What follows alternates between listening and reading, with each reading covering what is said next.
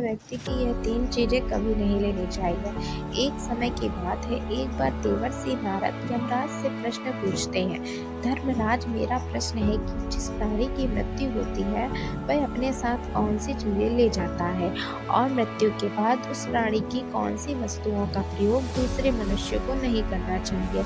इस पर यमराज कहते हैं, हे देवर्षि, आपने उचित ही प्रश्न किया है मानव जाति के कल्याण के लिए। आपने जो प्रश्न पूछे हैं उसके उत्तर मैं आपको अवश्य बताऊंगा, किंतु इन प्रश्नों के उत्तर जानने के लिए मैं आपको एक अत्यंत ही पवित्र कथा सुनाता हूँ। इस कथा को सुनने पर आप सभी को प्रश्नों के उत्तर मिल जाएंगे। इस कथा को आप ध्यान से अवश्य सुने। इस कथा को जो भी मनुष्य ध्यान से सुनता है उसके मैं 30 अपराध क्षमा करता हूँ। फिर देवर्षि नारद कहते हैं, धर्मराज ठीक है, मैं उस कथा को पूरे ध्यान से अवश्य सुनूंगा, आप मुझे वह पवित्र कथा सुनाए। फिर यमराज देवर्षि नारद को यह पवित्र कथा सुनाते हैं। एक समय की बात है, मध्य प्रदेश में माधव नाम का एक गरीब ब्राह्मण रहता था।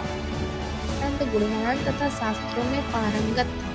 उसने वेद और शास्त्रों की बड़ी गहराई से अध्ययन किया हुआ था, किंतु वह अपने ज्ञान का कभी दुरुपयोग नहीं करता था। उसने कभी अपने ज्ञान का उपयोग धन कमाने के लिए नहीं किया। अत्यंत गरीब होकर भी वह भिक्षा मांगकर ही अपना गुजारा करता था। फिर एक दिन वह ब्राह्मण जंगल से गुजर रहा था और चलते चलते वह एक अत्यंत प्राचीन वृक्ष के पास पहुंच जाता है। वह देखता है कि उस वृक्ष पर 3 पिशाच खड़े हैं।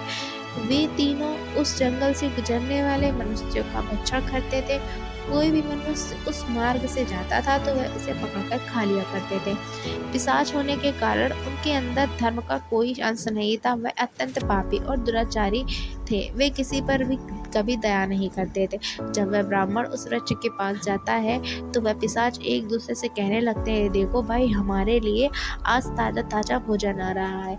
सबसे पहले मैं ही इस ब्राह्मण को खाऊंगा। इसका भोजन कितना स्वादिष्ट होगा।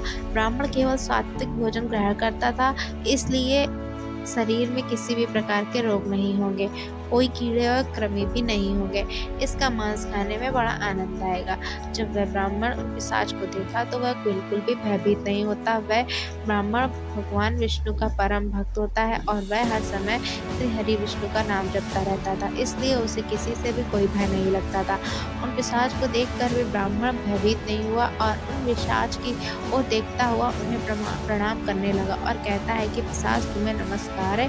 उस ब्राह्मण का ऐसा विचित्र व्यवहार देखकर पिशाच हैरान रह जाते हैं और उस ब्राह्मण से कहने लगते हैं, हे महात्मा, आप कौन और इस वन में अकेले क्यों भटक रहे हो? हम पिशाच को देखकर भी आपको जरा सा भी भय नहीं लगा। बड़े बड़े शूरवीर योद्धा भी हम पिशाच को देखकर थर थर कांपने लगते हैं, हमें देखकर डरकर भागते हैं, किंतु आपके मन में किसी भी प्रकार का भय नहीं दिखाई पड़ रहा है। आपके सानिध्य में आने पर हमारी भूख के समय तो आपको भोजन समझकर प्रसन्न हो रहे थे और आप आपको खाने वाले थे। फिर वह ब्राह्मण कहता है, हे पिशाच, मुझे आपसे बिल्कुल भी भय नहीं हो रहा है, क्योंकि मैं जानता हूँ कि भगवान हमारे साथ है और उसकी इच्छा के बिना तो पेड़ का पत्ता भी नहीं हिलता। ये मेरी मृत्यु आप पिशाच के द्वारा ही होनी है तो मुझे यह भी स्वीकार है। ईश्वर ने मेरे भाग्य में जो भी दुख दिया है वह मुझे मंजूर है। यदि मुझे खाने से आपकी प्राप्ति होती है तो मैं इसे मेरा सौभाग्य समझूंगा। इस संसार के प्रत्येक प्राणी को सुख प्रदान करना, उनकी प्राप्ति करना ही प्रत्येक मनुष्य का कर्तव्य है। पिशाच भी ईश्वर द्वारा ही बनाया हुआ है, इसलिए मैं आपकी निंदा भला कैसे कर सकता हूँ? ब्राह्मण के ऐसे वचन सुनकर सभी पिशाच आश्चर्यचकित हो जाते हैं और उस ब्राह्मण से कहने लगते हैं, हे ब्राह्मण देवता, आपके वचन अत्यंत सुंदर है, जिसे सुनकर ही हमारी प्राप्ति हुई है। हम आपका भक्षण नहीं करेंगे। कृपया आप हमें बताइए कि आप कौन और किस कारण से आप इस वन में भटक रहे हैं। तब वह ब्राह्मण कहता है कि पिशाच, मेरा नाम यादव है और मैं प्रभु श्री हरिकृष्ण विष्णु का भक्ति करने के लिए इस वन में उचित स्थान खोज रहा हूँ। कि तो आपको देखकर लगता है कि आप बहुत कष्ट हैं। मुझे बताइए कि किस कारण से आपको पिशाच बनना पड़ा। यदि मैं आपकी कोई सहायता कर सकता हूँ तो आपको अवश्य कहें। वह ब्राह्मण की बातें सुनकर सभी पिशाच हैरान हो जाते हैं और कहने लगते हैं कि हे ब्राह्मण देवता, आपको बार बार प्रणाम करते हैं। हम तीनों पिशाच हमारे पाप कर्मों के कारण ही बने हैं। हमने हमारे पितरों का अपमान किया, इसी कारण से हमें यह पिशाच योनि प्राप्त हुई है। न जाने कब हमें इस पिशाच के शरीर से छुटकारा मिलेगा। रहते हुए भी बहुत पाप किए थे और पिशाच बनकर तो हमने अनंत पाप किए हैं। कितने ही निर्दोष मनुष्यों को और प्राणियों को हमने मारकर खाया है, इसलिए हमें ऐसा लगता है कि हमें कभी पिशाच होने से मुक्ति नहीं मिलेगी। फिर ब्राह्मण कहते हैं, हे पिशाच, मैं आपकी बात समझता हूँ, कृपया आप मुझे बताइए कि मैं किस प्रकार से आपको मुक्ति दिला सकता हूँ। मैं मध्य प्रदेश में रहने वाला माधव ब्राह्मण हूँ। मैं अनेकता व्रत और उपवास किए, इसलिए आपकी मुक्ति के लिए भी यदि कोई व्रत उपवास हो तो मुझे बताइए, तो मैं अवश्य करने का प्रयास करूंगा। ब्राह्मण की बात सुनकर उन पिशाच को समझ में आता है कि यह ब्राह्मण तो उनका ही पुत्र है। वे पिशाच उस ब्राह्मण के दादा परदादा हैं, जो पाप करने के कारण पिशाच बने हुए हैं। पिशाच कहते हैं, वत्स, हम हमेशा ही ऊंची वस्त्र पहनते थे, गंदे मैले वस्त्र पहनकर ही भोजन, पूजा पाठ आदि कार्य किया करते थे। हमने हमेशा से ही ऊंची भोजन ग्रहण किया है, इसी कारण से हमारी यह दुर्गति हुई है। हम निर्वस्त्र होकर स्नान करते थे, जिस कारण से हमारे पितृगण हमसे रुष्ट हो गए। हमने कभी पितरों के लिए भोजन अर्पित नहीं किया, इसी कारण से हमें मृत्यु के पश्चात प्रेत बनना पड़ा।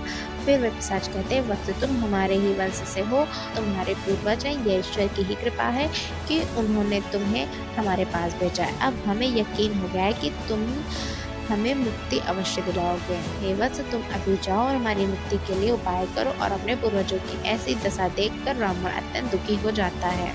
इसी में आगे आपको पता है, कई बार मनुष्य अपने मित्र परिजनों की वस्तुओं को उनकी याद में अपने पास रख लेता है या उनकी वस्तुओं का उपयोग भी करने लगता है, लेकिन मनुष्य को मृत व्यक्ति की कोई भी वस्तु का उपयोग नहीं करना चाहिए। व्यक्ति को उन वस्तुओं के साथ उस मृत की ऊर्जा जुड़ी होती है, इसलिए उस मृत व्यक्ति का उन वस्तुओं के प्रति मोह बहुत अधिक होता है। मृत व्यक्ति की 3 चीज़ों को भूलकर भी नहीं इस्तेमाल करना चाहिए, इससे आत्मा उनके पीछे पड़ सकती है। दोस्तों, कुछ लोग मृत व्यक्ति की चीज़ों की निशानी या याद के तौर पर रख लेते हैं या इस्तेमाल करते हैं, लेकिन गरुड़ पुराण में मृतक से जुड़ी ऐसी चीज़ों के बारे में बताया गया है जिनका इस्तेमाल नहीं करना चाहिए। नंबर 1, जेवर या गहने। कहा जाता है कि किसी भी व्यक्ति को अपने गहनों से बहुत अधिक लगाव होता है। यह बात मृतक व्यक्ति की आत्मा पर भी लागू होती है। गरुड़ पुराण के अनुसार जिस व्यक्ति की मृत्यु हो जाती है, उसके गहनों का प्रयोग नहीं करना चाहिए। इससे मृतक या जीवात्मा की ऊर्जा उस व्यक्ति के साथ जुड़ जाती है जिसने उसके गहनों को पहना होता है। गहनों को आप नए तरीके से बनवाकर इस्तेमाल कर सकते हैं, लेकिन उसी अवस्था में गहनों को पहनने से बचना चाहिए। वहीं यदि मृत व्यक्ति ने अपनी मृत्यु से पहले आपको अपने गहने भेंट स्वरूप दिए हों, तो उनका इस्तेमाल आप कर सकते हैं और निशानी के तौर पर भी उसे रख सकते हैं, लेकिन खासकर ऐसे गहने जिससे मृतक को बहुत अधिक लगाव था, उसे भूलकर भी पहनने की गलती न करें। नंबर 2, कपड़े। किसी भी व्यक्ति को अपने कपड़ों से बहुत अधिक लगाव होता है। गरुड़ पुराण के अनुसार मृत्यु के बाद भी मृत्यु की आत्मा संसार का मोह नहीं छोड़ पाती है। ऐसे में उनके कपड़ों का इस्तेमाल करने से आत्मा आकर्षित हो सकती है, इसलिए मृतक के कपड़ों को पहनने से बचना चाहिए। व्यक्ति की मृत्यु के बाद उसके कपड़ों का दान कर देना चाहिए, इससे आत्मा को शांति और मोक्ष की प्राप्ति होती है। नंबर 3, घड़ी। गरुड़ पुराण के अनुसार परिजन की मृत्यु के बाद उसकी घड़ी का भी इस्तेमाल नहीं करना चाहिए। इसे लेकर मान्यता है कि घड़ी में मृतक की सकारात्मक और नकारात्मक ऊर्जा बसी होती है। मृतक की घड़ी पहनने पर नकारात्मक ऊर्जा का प्रभाव पड़ता है और आते हैं और उसे बार बार मृतक के सपने आते हैं।